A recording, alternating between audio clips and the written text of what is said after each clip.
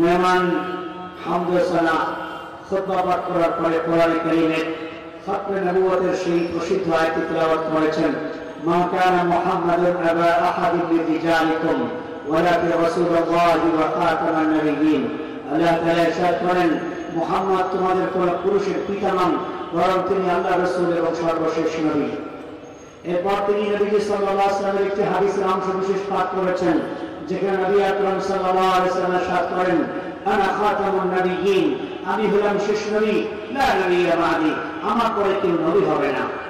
এরপর তিনি আজকের এই খতমে নবুয়ত মহাসম্মেলনের সম্মানিত সভাপতি হযরত মাওলানা আনোয়ারুল কারীম যশোরী সাহেব এবং প্রধান অতিথিদের অন্যতম ডক্টর মাওলানা আহমদ আলী সিরাজ সাহেব এবং জেলা ইমাম পরিষদের অন্যান্য নেতৃবৃন্দ ওলামায়ে কেরাম এবং এই গোটা সম্মেলনকে সম্বোধন করে সালাম পেশ করেছেন।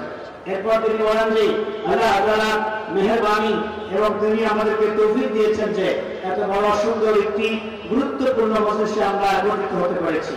যেই মজলিসটি খতমে নবুয়ত বিষয়ে অনুষ্ঠিত হয়েছে এবং খতমে নবুয়তের এই বিষয়টি আমাদের ঈমানের সাথে সংশ্লিষ্ট বিষয়। আর এই ঈমানকে নষ্ট করার জন্য একটি ফিরকা, কাফের ফিরকা আমাদের সমাজে কাজ করে যাচ্ছে দীর্ঘদিন যাবৎ। সেই ফিরকার নাম হলো কাদিয়ানী ফিতনা।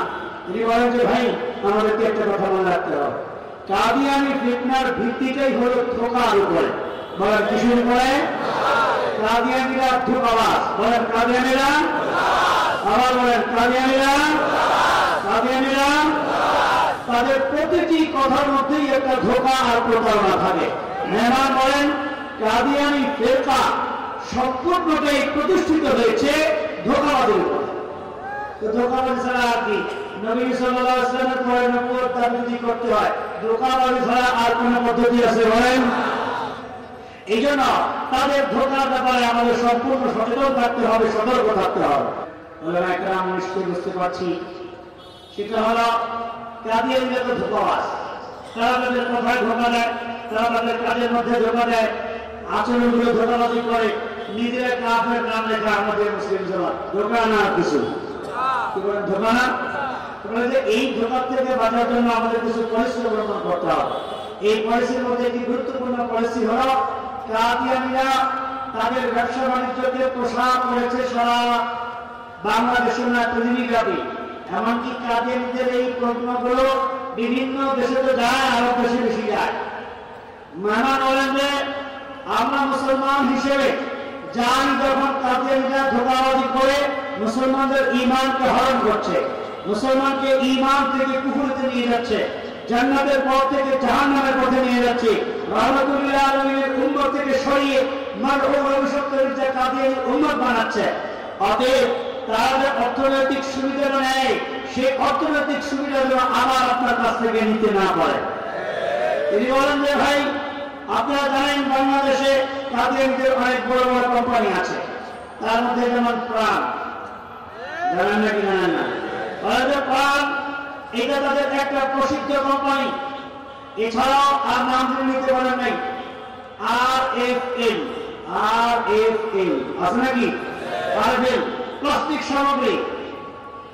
প্রাণ হলো ফুড এবং কনজিউমার আইটেম, ইলেকট্রনিক্স আইটেম হলো ভীষণ RFL প্রাণ। এরপর বর্তমানে দেখবেন বিভিন্ন জায়গায় ফাস্ট ফুডের কিছু দোকান আছে, একটার নাম টেস্টি ট্রিট, আর একটার নাম মিঠাই। দেখেছেন? মিঠাই, টেস্টি ট্রিট, অল টাইম, এই সমস্ত গুলো কাদিয়ানীদের কোম্পানি।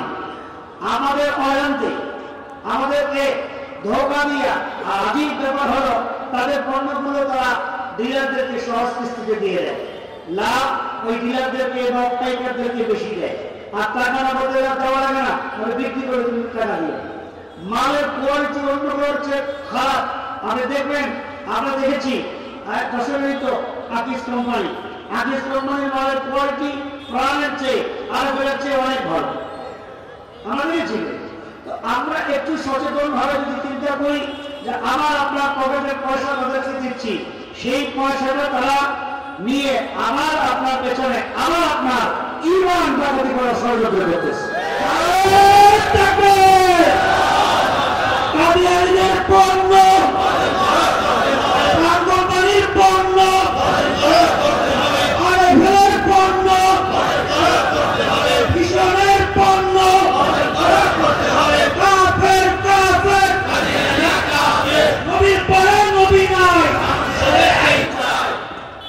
সম্মানিত হাজরিন, সুতরাং তিনি একটা কথা বলেছেন, জেনেছেন যে আপনারা ঈমান গায়রত আত্মমর্যাদা দেখিয়ে ইহুদিদের পণ্য পেপসি এবং কোকা কোলাকে যেভাবে বয়কট করেছেন, বয়কট হয়েছে নাকি হয় নাই?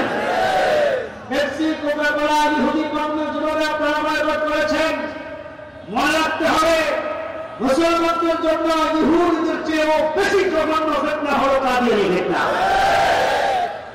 সুতরাং আমাদেরকে ইহুদি পণ্য যেভাবে আমরা বর্জন করেছি, তার চেয়েও আরো বেশি জজবার সাথে, আরো গায়রতের সাথে আমাদেরকে কাদিয়ানী পণ্যগুলো বয়কট করতে হবে। আমরা সবাই রাজি আছি ইনশাআল্লাহ? কাদিয়ানী পণ্য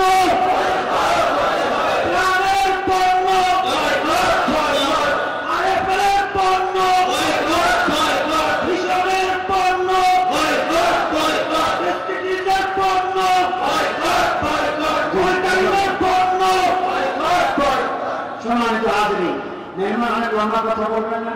আমরা যদি উঠতে শুরু করি তাহলে সেটা বৃষ্টি করা যাবে না। অল্প সময় কথা হবে, তাদের দোয়া করে আমরা সবাই যাবো, ঠিক আছে ইনশাআল্লাহ? বলছেন ঈমান হেফাজতের জন্য প্রথমত একটা বলেন যে আমাদেরকে কাদিয়ানী পণ্য বয়কট করতে হবে। ওয়াদা করবেন?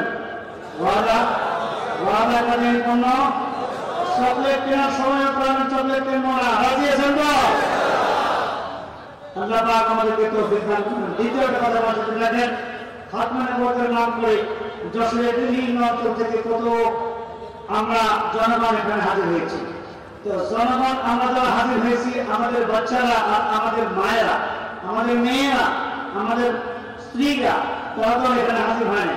পরিবারের ছেলেমেয়েরা আছে, বিবিরা আছে, তাদের ঈমান যদি নষ্ট করতে না পারে, তাদের ঈমান যেন কাদিয়ানীরা ধ্বংস করতে না পারে, সেজন্য আমরা যেমন মায়েদের এসে বিষয়গুলো সম্পর্কে সচেতন হওয়ার সুযোগ পাচ্ছি, তারা তো পাচ্ছে না।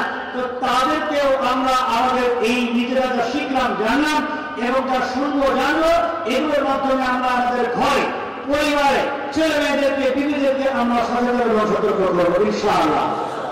সাথে পাশাপাশি তিনি আমাকে করে বলেছেন যে আমরা যেন আমরা ইন্টারন্যাশনাল মুভমেন্ট এবং খাতমে মার্কাজের মাধ্যমে যে বিভিন্ন কর্মশালাগুলো করে থাকি, বলতেছেন যে এই কর্মশালার মধ্যে এটাও যেন লক্ষ্য রাখা হয় যে মহিলাদের জন্য পর্দার সাথে তাদের জন্য যেন ফিতনা থেকে বাঁচতে তারা পায়, সেজন্য বিশেষ কোনো আয়োজনের ব্যবস্থা করা হয়। মেহমান উল্লেখ করেন যে বর্তমান ফিতনার বিরাট বড় একটা মাধ্যম হলো ইন্টারনেট, মোবাইল, টেলিভিশন, ইন্টারনেট, এর মাধ্যমে ফিতনাগুলো বেশি ছড়ায়। অতএব এই মোবাইল, ইন্টারনেট এবং টেলিভিশন থেকেও আমরা সতর্ক থাকবো যে কোনটা ফিতনা আর কোনটা ফিতনা না, এটা আমরা সাধারণ মানুষ বুঝবো না। এই জন্য অবশ্যই যে কোনো ধরনের প্রোগ্রাম দেখা বা শোনা বা গ্রহণ করা, সেগুলোর ব্যাপারে আমাদেরকে সতর্ক থাকতে হবে, যেন কাদিয়ানীরা অন্তরাল থেকে আমাদের ঈমানকে নষ্ট করতে না পারে। মেহমানরা বক্তব্য শেষ করছেন এই কথা বলে যে এই বিরাট সমাবেশ, এখান থেকে তাদেরকে কাদিয়ানীদেরকে অমুসলিম ঘোষণা করার যে আহ্বান জানানো হয়েছে, সেই আহ্বানকে আমি পুনরায় বলি এবং আমরা আমাদের নিজেদের ঈমানের সতর্কতার সাথে থাকার বিষয়টিকে স্মরণ করিয়ে দিয়ে আমি আমার বক্তব্য এখানে শেষ করছি।